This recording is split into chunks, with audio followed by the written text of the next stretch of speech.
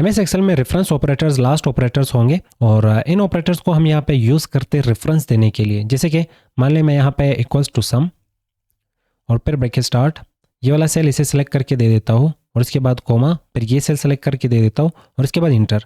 तो यहाँ पे हम कह रहे हैं कि जो डेटा इस सेल में दिखाया जा रहा है वो डेटा इन दो सेल से आ रहा है। अगर मैं यहाँ पे लिख लेता हूँ 10 और फिर यहाँ पे लिख लेता हूँ 20, तो हमें यहाँ पे कुछ डेटा और रिजल्ट मिल रहा, पर ये रिजल्ट यहाँ पे इन डेटा के बेस पे मिल रहा। डबल क्लिक करके ओपन कर रहे हैं तो हमें कहा जा रहा है कि रेफरेंस F6 से आ रहा है और रेफरेंस F7 से। तो कुछ इस तरह से रेफरेंस देने के लिए हम रेफरेंस ऑपरेटर्स का यूज़ करते हैं। रेफरेंस ऑपरेटर यहाँ पे 3 टाइप के होते हैं, एक रेंज होता है, दूसरा यूनियन होता है, तीसरा इंटरसेक्शन होता है। सबसे पहले यहाँ पे रेंज ऑपरेटर को समझते हैं, बहुत ही ईजी है। तो मैं यहाँ पे इन डेटा को डिलीट कर लेता हूँ और यहाँ पे भी ये सेल डिलीट। रेंज ऑपरेटर को समझने के लिए यहाँ पे कुछ सेल्स को हम यहाँ पे सेलेक्ट करके उनको कुछ बॉर्डर्स दे देते हैं। तो यहाँ पे कुछ सेल मैंने सेलेक्ट कर लिए और इनको यहाँ पे बॉर्डर दे देंगे ताकि पता चले कहाँ से हमारा रेंज और रेफरेंस स्टार्ट हो रही है। जैसे कि इस वक्त यहाँ पे जो सेल स्टार्ट हो रहे हैं वो इस सेल से स्टार्ट हो रहे हैं और इस सेल पे ख़त्म हो रहे हैं। तो अगर हमें फंक्शन में ये सारे सेल सेलेक्ट करने हो तो वहाँ पे यूज़ किया जाता है रेफरेंस ऑपरेटर। ये सेल हमारा फर्स्ट सेल होगा जिसका नाम है D11, तो ये रहेगा D11 और इसके बाद यहाँ पे ये वाला सेल, ये सेल यहाँ पे आ जाता है F और इसके बाद 19, तो यहाँ पे लिख लेते हैं F19।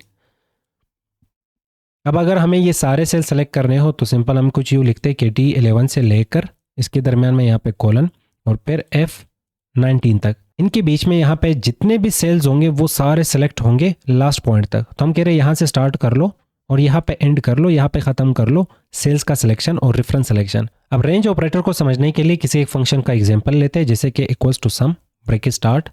तो हमारे यहाँ पे जो रेंज है वो स्टार्ट होता है D11 से, तो लिखते हैं D11 और फिर कॉलन यूज़ करते, और ये रेंज ख़त्म होता है F19 पे, तो लिखते हैं F19।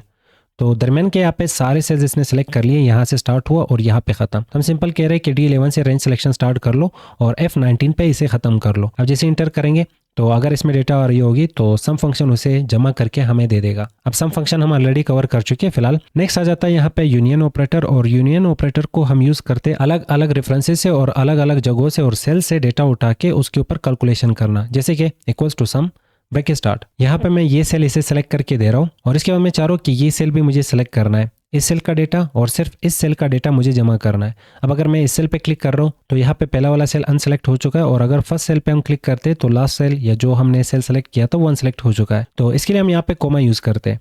जैसे हम यहाँ पे कोमा यूज़ करेंगे तो ये सेल यहाँ पे फिक्स हो जाएगा। तो इसके बाद यहाँ पे नंबर 2 और मल्टीपल सेल्स भी यहाँ पे सेलेक्ट कर सकते हैं, जैसे कि मैं यहाँ से लेकर यहाँ तक ये सेल सेलेक्ट करता हूँ और उसके बाद वापस कोमा यूज़ करेंगे, फिर यहाँ पे एक और सेल सेलेक्ट करते।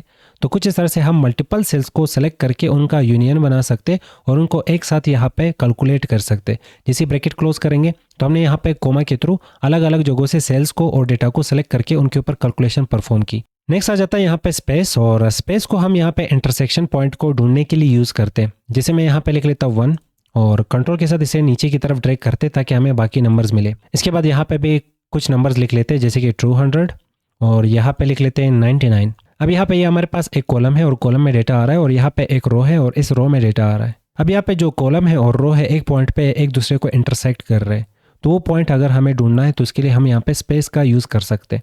तो यहाँ पे लिखते हैं इक्वल्स और इसके बाद ये रेंज इसे सेलेक्ट करके देंगे और इसके बाद स्पेस, फिर ये वाला जो रेंज है इसे सेलेक्ट करके देंगे।